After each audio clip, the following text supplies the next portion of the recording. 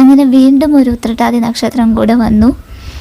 പതുപോലെ മഹാദേവനെയും പാർവതി മാതാവിനെയും കാണാൻ ഞാൻ കുന്നീശ്വരം ശിവക്ഷേത്രത്തിലെത്തി.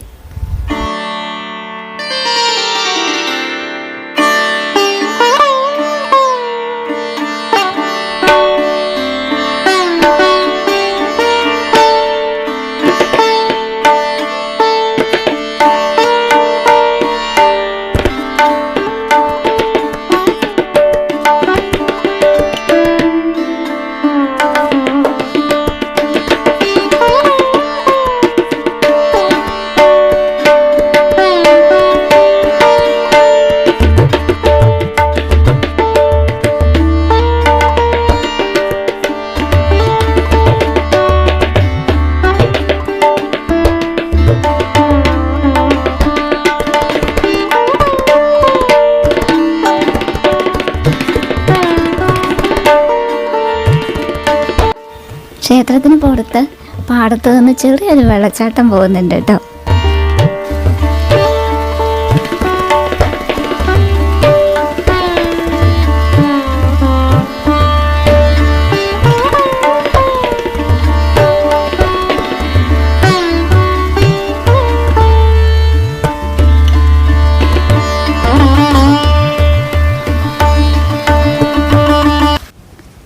സെൽഫി മോഡിൽ എനിക്ക് വീഡിയോ എടുക്കാൻ ഭയങ്കര മടിയാട്ടോ.